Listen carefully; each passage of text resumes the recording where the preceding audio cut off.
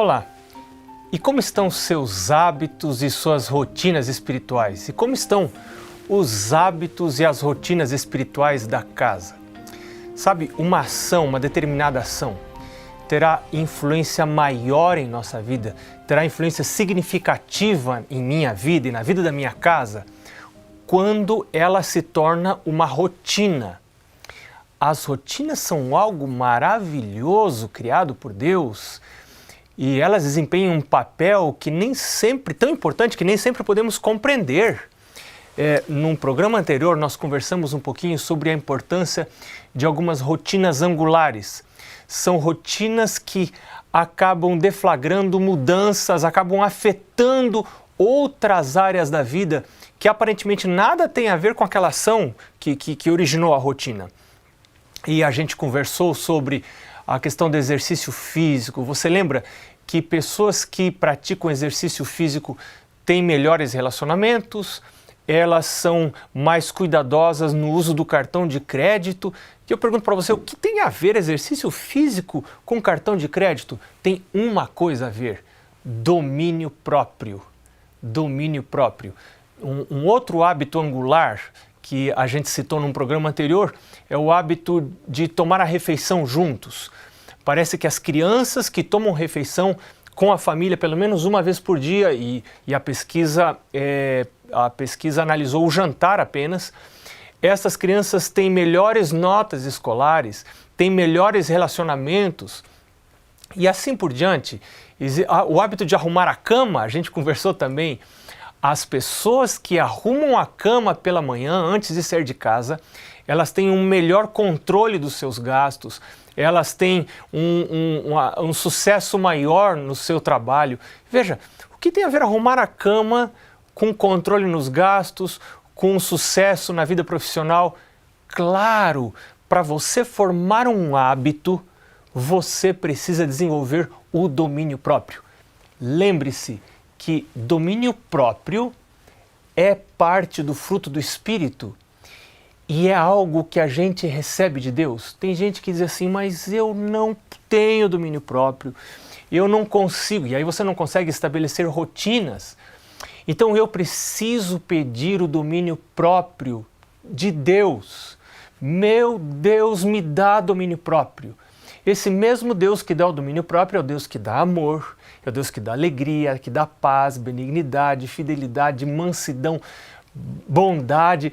Estas coisas todas são um conjunto de virtudes que a gente recebe quando pede o derramamento do Espírito Santo. Agora, por que é importante nós desenvolvermos hábitos na vida? Tem muita gente que diz assim, eu não gosto de rotina, eu gosto de estar sempre variando. Então, quando você aprecia demais a variação, os seus dias são muito diferentes, então você vai ter um pouco mais de dificuldade para estabelecer rotinas. Especialmente as crianças precisam muito de rotina. O nosso casamento precisa de rotinas. Elas são importantes para manter a unidade do casal, para manter a conexão. Você precisa ter rotinas que tendam a unir o casal. E por que as rotinas são importantes? Porque são as rotinas que formam os hábitos. É o conjunto de hábitos que forma o caráter. E o caráter é a única coisa que nós vamos levar para o céu. Então é muito importante a formação dos nossos hábitos. Bons hábitos darão um bom caráter, maus hábitos formarão um mau caráter. Agora, se nós pudéssemos escolher um hábito principal, talvez o principal hábito angular, qual seria este hábito? O Senhor Jesus está fazendo aqui uma proposta, está nos dando uma sugestão sobre qual hábito poderia ser esse. E isto aparece aqui no Evangelho de São Mateus, no capítulo 6, verso 33.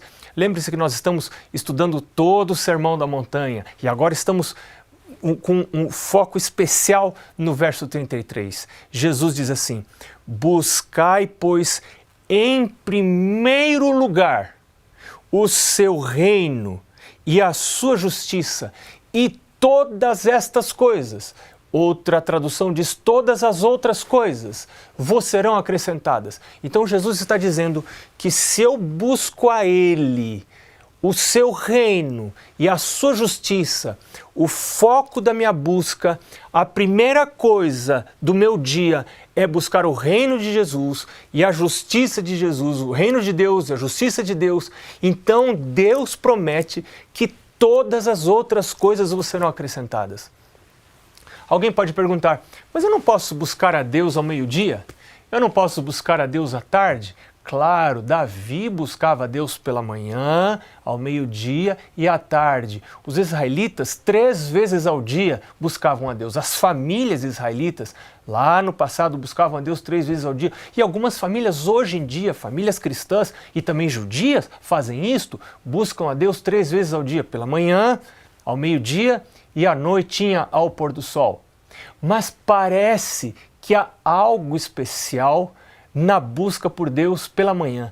Algo diferente acontece quando a gente busca Deus pela manhã e quando a gente dorme bem à noite e a mente está descansada, restaurada, e a primeira coisa que a gente coloca dentro da mente, antes de olhar a TV, antes de abrir jornal, antes de ler uma revista, antes de escutar rádio, antes de encontrar com outras pessoas, antes de comer, antes de qualquer atividade, uma pessoa vai à presença de Deus para ser abençoado por Deus, para receber virtude da parte de Deus, para receber o Espírito Santo, para receber uma cobertura para sair para a vida.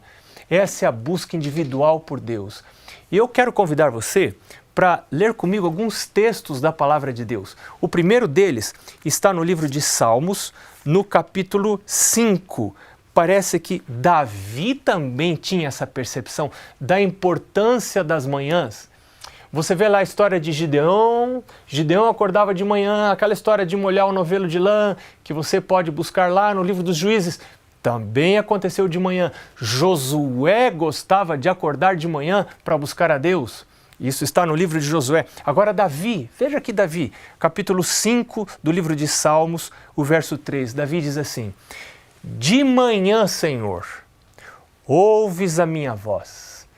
De manhã te apresento a minha oração e fico esperando.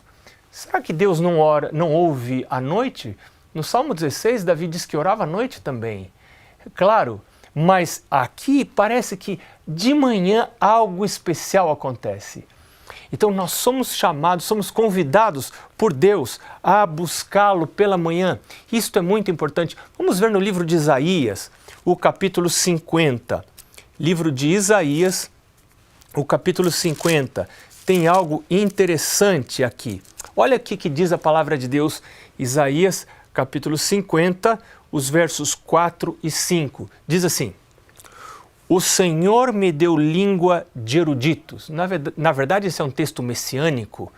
É Isaías que está escrevendo, mas Jesus atribui a si mesmo este texto. O Senhor, Deus, me deu língua de eruditos, para que eu saiba dizer boa palavra ao cansado. Você imagina, quem não está cansado em casa? Todo mundo, eu estou agora lembrando da minha casa, né? Minhas filhas trabalham, minha esposa trabalha, eu trabalho, nós chegamos cansados em casa. E como é fácil a gente não ter boas palavras quando a gente está cansado. Agora, aqui, a palavra de Deus diz que o Senhor dá, é o Senhor que me dá uma língua de eruditos, para que eu saiba dizer uma boa palavra ao cansado. Não pode acontecer de a palavra às vezes sair um pouquinho atravessada e chegar no ouvido da outra pessoa meio torta? Para que eu saiba, para que eu tenha uma língua grácil, como diz lá no livro de Provérbios, para que eu saiba dizer boas palavras e eu tenha mais facilidade nos meus relacionamentos, eu preciso fazer o que está escrito aqui. Porque o texto diz: Ele me desperta todas as manhãs. Desperta-me o ouvido para que eu ouça como eruditos. Eu ouço como eruditos e então o Senhor, eu ouço a palavra do Senhor, eu vou à presença do Senhor, abro a sua palavra, estudo a sua palavra, passo momentos em oração na presença do Senhor, não acordo para ir ao trabalho. Dura é a vida de quem acorda para trabalhar. A gente precisa acordar antes. A gente, enquanto estiver nesse mundo, vai precisar trabalhar. Mais difícil é a vida, muito mais difícil. A vida já é difícil, mas mais difícil é a vida de quem acorda para ir trabalhar.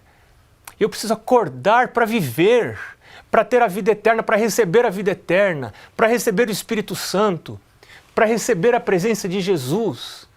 E aí eu recebo, diz esse texto, uma língua de eruditos, para que eu saiba dizer uma boa palavra para o cansado. Então Deus me desperta todas as manhãs, esse texto. Ele me desperta todas as manhãs, desperta-me o ouvido para que eu ouça como eruditos. E aí o verso 5 diz, o Senhor Deus, nós estamos em Isaías capítulo 50, agora no verso 5, o Senhor Deus me abriu os ouvidos e eu não fui rebelde, não me retraí. Veja como é importante você formar hábitos, buscar ao Senhor de maneira intermitente, uma vez ou outra, não terá influência significativa na minha vida. Para que a influência do reino de Deus seja significativa na minha vida, seja significativa na sua vida, é muito importante uma busca regular e fazer da busca do Senhor uma rotina. Agora, sabe de uma coisa? A gente ensina o segredo de desenvolver hábitos lá na infância. É lá quando a criança é pequena que a gente educa a criança na formação dos hábitos. Quando ela sai para a vida sem ter aprendido a formar hábitos, ela vai ter uma vida sem regras. Ela provavelmente terá uma vida, que a gente quase não ouve mais falar nisso, mas no passado a gente ouvia falar mais, uma vida desregrada. Uma vida que não tem regras, a pessoa não estabelece regras para si mesma. Então ela vai ter uma vida difícil, porque quando a gente não forma hábitos, a gente tem que ficar pensando para fazer as coisas. Quando a gente forma hábitos, já não precisa pensar, porque as coisas vêm automaticamente e sobra espaço no cérebro para você pensar em outras coisas. Você quer saber mais sobre isso? Então a gente volta daqui a pouquinho, logo depois do intervalo. Até já!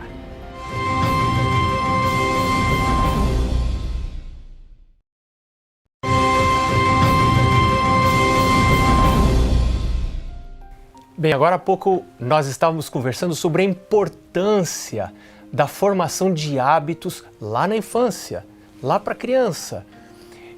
E a gente estava dizendo que quando a criança sai de casa, o adulto sai de casa, sem ter aprendido com os pais a formação, o segredo para se formar hábitos, ele vai para uma vida sem regras.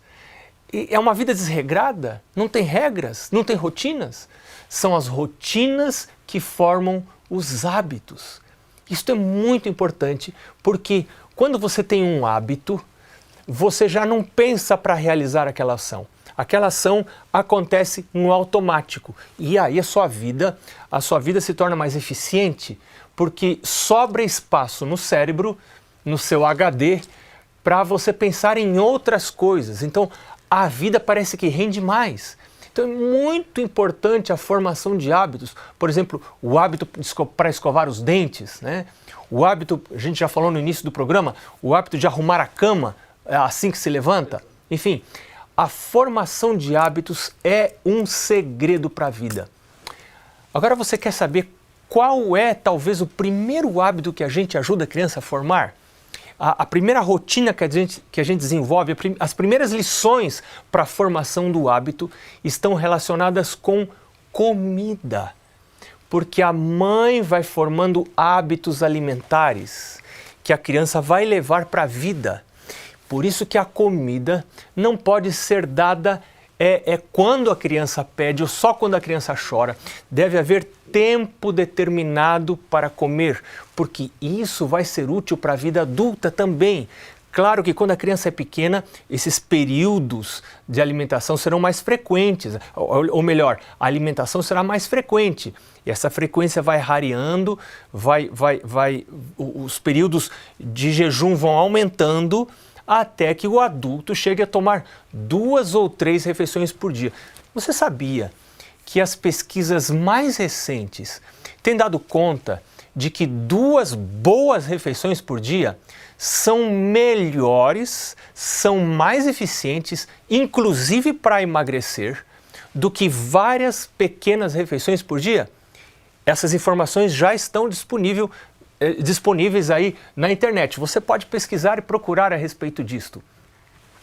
Mas eu quero chamar a sua atenção para um outro texto da Palavra de Deus. Esse texto está no Evangelho de Marcos, no capítulo 1, o verso 35. Evangelho de Marcos, no capítulo 1, o verso 35. E aqui a gente descobre a experiência de Jesus quanto a este assunto das manhãs. A Palavra de Deus diz o seguinte: tendo-se levantado alta madrugada, saiu, foi para um lugar deserto e ali orava. Veja, Jesus tinha o hábito de levantar-se antes do nascer do sol. Outras traduções dizem, sendo ainda escuro, alta madrugada, o sol não havia saído. Quando o sol não saiu, especialmente naquela época, não se podia trabalhar. As pessoas geralmente, e Jesus vivia numa sociedade agropastoril, eles cuidavam de animais, cuidavam de plantas. Nessa hora os animais estavam dormindo, não havia luz elétrica, não se podia trabalhar. Então Jesus não acordava para o trabalho. Jesus não acordava para as atividades regulares do dia. Jesus despertava para a busca do Pai, para ir à presença do Pai. E é seguindo o exemplo de Jesus que nós podemos ter os seus resultados na vida. E agora eu quero convidar você para nós voltarmos ali para Mateus, capítulo 6, e vamos relembrar o que Jesus disse. Buscai, pois, em primeiro lugar o reino de Deus e a sua justiça, e todas as outras coisas vos serão acrescentadas. Você está passando por um problema no seu casamento? Você está tendo uma dificuldade séria no seu relacionamento matrimonial? Você está tendo uma dificuldade séria no seu relacionamento com os filhos? Ou com sogros? Ou com cunhados? Seja com quem quer que for. Você está tendo dificuldades na sua vida financeira, na vida financeira da sua casa? Você está tendo dificuldades na saúde? O pessoal anda ficando muito doente em casa. Veja o que diz a palavra de Deus. Buscai, pois, em primeiro lugar o reino de Deus e a sua justiça, e todas estas coisas vos serão acrescentadas. Agora, eu em dado momento de minha vida descobri que esta era a coisa mais importante da minha vida. Se eu ganhasse nisso, ganharia tudo na vida. Mas se eu perder nesse ponto, eu perco tudo da vida. Esta ainda hoje é a luta da minha vida. A luta para estabelecer e depois a luta para manter o hábito de buscar ao Senhor em primeiro lugar. Como a gente faz para estabelecer um hábito? Qual é o segredo para estabelecer um hábito? Um hábito é estabelecido pela repetição de uma ação. Você repete as ações e então você estabelece rotinas. E essas rotinas se tornam em um hábito. Como você destrói um hábito? Um hábito é destruído quando você abre exceções para as rotinas. Quando você, como a gente diz na linguagem popular, você dá muito mole para você mesmo. Você é condescendente com você. E você diz assim, só hoje não, veja só ontem, olha o que aconteceu, veja a hora que eu fui dormir, veja só, então hoje não, mas é só hoje. Então quando você tem muita pena de você mesmo e você começa a abrir exceções, você destrói todo o esforço para estabelecer um hábito. Dizem os estudiosos que você leva mais ou menos 3 semanas, 21 dias, para estabelecer um hábito. E depois mais um outro tanto para confirmar, para solidificar, para consolidar o hábito. Então é muito importante que você seja perseverante no desenvolvimento das rotinas, constante no desenvolvimento das rotinas e que você não abra exceções. Uma outra dica importante para você estabelecer um hábito é estar atento para as deixas ou para as dicas. Praticamente todo o hábito está ligado a uma deixa. Por exemplo, minha mãe sempre dizia para eu escovar os dentes, eu nunca escovava os dentes. Eu sempre fugia de escovar os dentes. Não era confortável para mim escovar os dentes. Até que a garota mais bonita da minha sala, que sentava no banco da frente, um dia olhou para trás e eu sorri para ela com toda a simpatia que eu pude reunir. E ela olhou para os meus dentes e disse assim: credo, seus dentes estão tão sujos. Você já pode imaginar que a partir daí eu não tive mais dificuldades para estabelecer o hábito de escovar os dentes após as refeições. Eu confesso para você que hoje, se eu não escovo, eu me sinto mal.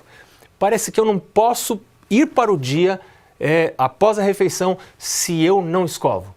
Mas para escovar os dentes, eu escolhi uma deixa. Eu escolhi uma dica para o hábito. A dica é me levantar da mesa. Então, quando eu me levanto da mesa, eu sei que eu devo ir direto ao banheiro e escovar os dentes. Porque se eu não for direto da mesa para escovar os dentes, se eu for fazer alguma outra coisa, eu vou me esquecer e eu vou falhar na minha rotina. E lembre-se que as exceções são destruidoras dos hábitos. Então é muito importante a gente pedir a Deus domínio próprio para manter as rotinas e manter os hábitos estabelecidos, porque as exceções são destruidoras dos hábitos. Agora, qual a deixa que você vai escolher para fazer a sua comunhão pessoal com Deus, para ir à presença de Deus?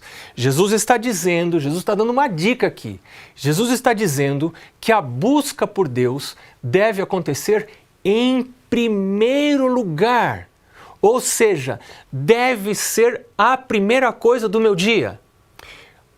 A dica que eu tenho escolhido é sair da cama. Eu devo sair da cama, quando ponho os pés fora da cama, eu devo saber que a primeira coisa a fazer é ir à presença de Deus.